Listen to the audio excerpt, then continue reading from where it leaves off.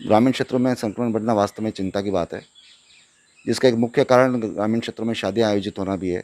इसके लिए हमने प्रत्येक थाने के बीट कांस्टेबल को अपने बीट क्षेत्र के गाँवों में भेज करके जिन घरों में शादी है उनकी सूची बनवाई गई।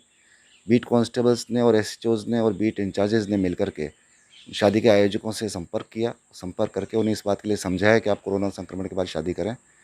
इसके लिए हमने उनके समाज के मुखियाओं की मदद भी ली। इस तरह से हमने कोटा रेंज में करीब 300 शादियाँ इस तरह की रुकवाई है और वो कोरोना संक्रमण के बाद शादी करेंगे, इस बात का उन्होंने संकल्प भी लिया है। तो मुख्य इस समय हम पूरा ध्यान जो केंद्रित कर रहे हैं वो कोरोना गाइडलाइंस की पालना गाँवों में भी हो, इस पे विशेष दे रहे हैं।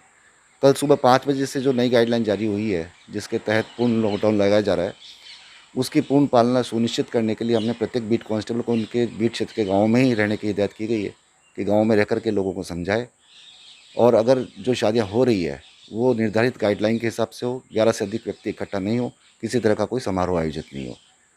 चूँकि कोटा रेंज के कुछ ज़िले जैसे भीलवाड़ा, बारां, कोटा ग्रामीण, इनकी सीमाएँ मध्य प्रदेश राज्य से भी लगती है, इसलिए हमने जहाँ-जहाँ एमपी से राजस्थान में आने वाले रास्ते हैं, वहाँ पे बॉर्डर चेक पोस्ट लगाए हैं।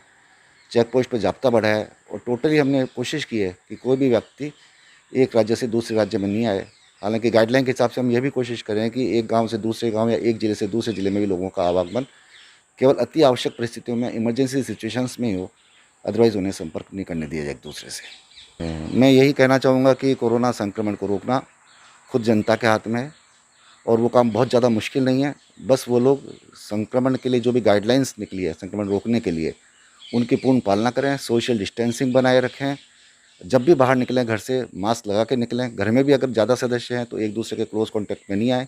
अगर उन्हें लगता है कि घर के किसी सदस्य को खाँसी, जुकाम, बुखार या अन्य कोई इन्फेक्शन जैसे लक्षण दृष्टिगोचर होते हैं, तो तुरंत डॉक्टर की सलाह लें, आरटी-पीसीआर टेस्ट करवाएँ। इस चीज़ से घबराएँ नहीं।